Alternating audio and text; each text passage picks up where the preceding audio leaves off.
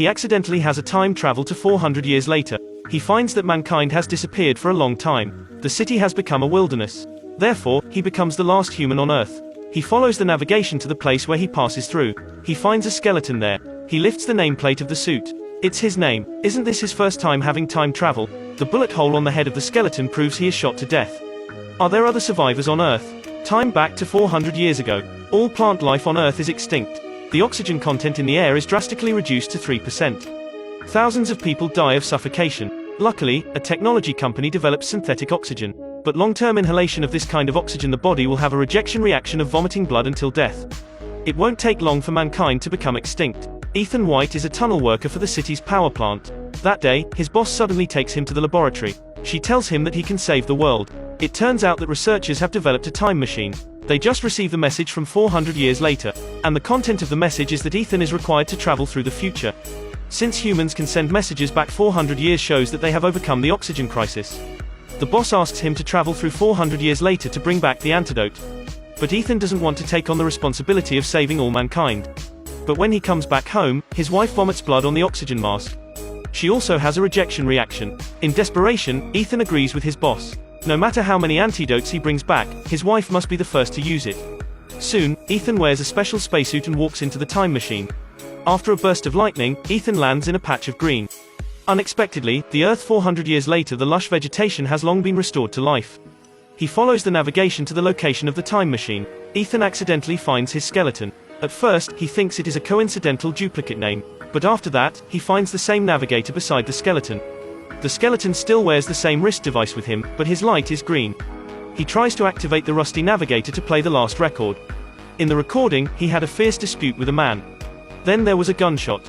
Who killed him? It soon gets dark. Hungry and tired, Ethan eats a kind of berry. But the fruit is poisonous. In the dimness, he sees a meteor passing by in the sky. A man suddenly appears and stabs him. When he wakes up again, he sees his good brother Jude. It turns out that his company finds that the toxin level in his blood is elevated based on the data sent back by the navigator. So they immediately send Jude to deliver antitoxin to Ethan. The two decide to go to the city center to find surviving humans. Unexpectedly, the lush vegetation here has long been restored to life. But the former prosperous city has become a wilderness. Why is mankind still extinct? Then who sent the message to 400 years ago? After searching for a while, they come to the location of the laboratory. Suddenly a ray of infrared light scans across his pupils. The laboratory's door automatically opens. A line of text is displayed on the screen of a computer. Welcome, Ethan Whyte. Ethan presses the enter button. His wrist device suddenly tightens. With blood flowing out, the light on the wrist device turns green. The entire laboratory is instantly lit. A time machine identical to 2067 has started the countdown. After 4 hours, the time portal will be connected again. And they can come back to 2067. But Ethan thinks it's not that simple. He opens the video record of the laboratory. His father appears in front of him. It turns out that it's his father who develops the time machine. At that time they receive a message from 400 years later. And the content of the message is, "Send Ethan Whyte here." At this moment the laboratory suddenly falls into darkness again. The laboratory's nuclear power is cut off due to a long period of lack of maintenance. The two immediately rush to the nuclear power control room in the city center. They must be repowered within 4 hours. Otherwise, they will miss the time portal and can't come back. Along the way, human skeletons are everywhere. When Ethan goes through the school, he involuntarily walks into a classroom. The familiar ring makes him recognize that this skeleton is his wife. He can't help crying. Jude comes over and comforts him that this may be the best result. Suddenly Ethan feels that this sentence is very familiar. He plays back the recording again. There is a dialogue exactly like the one just now. After a fierce quarrel, they hear a gunshot. The two are frightened. But how can Jude kill him? When Ethan was 10 years old, he and his mother were robbed. The robbers snatched their oxygen masks. When Ethan was about to die, it was Jude who rescued him. But time is running out, they can only let go of their grievances. They come back to the laboratory to reorganize the power supply. There are still 37 minutes before the time portal opens. Ethan opens his father's video again. It turns out that after his father develops the time machine, his boss wants to abandon all mankind. She wants to take a group of scientists to start a new life 400 years later. But his father firmly opposes this. At this time, the boss shoots him.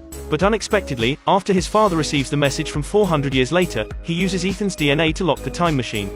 The time machine can only be activated when Ethan is 20, and Jude is a planted agent who is sent to her by the boss.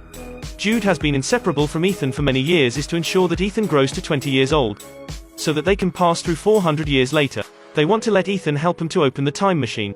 At this time, Jude takes out the gun and aims at Ethan. Because his mission is to kill Ethan after the time portal is opened. But after many years of getting along with Ethan, Jude can't kill him at all. After struggling, Jude kills himself. At this time, there is only 1 minute left in the countdown. On the other hand, the boss in 2067 already line up in front of the time portal. As long as they successfully pass through, people in 2067 will be completely abandoned.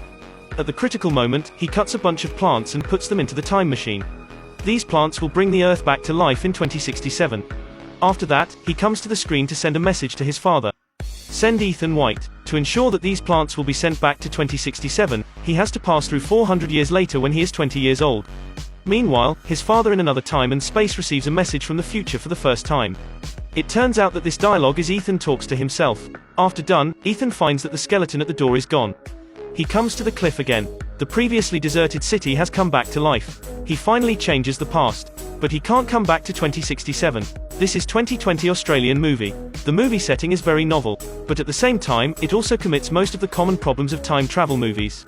If the entire time travels are set as a single universe, the male lead sends the sapling back that makes Earth back to life. But the skeleton of the male lead in the film becomes absurd. And the message he sends is both the result and the cause. This is a paradox. The setting of the movie is the usual time travel. Therefore, the ending that Earth has come back to life is unreasonable. Because the male lead can't change the time and space he is in by time travel. Although the movie is a little unfinished at the end, it's still an interesting movie.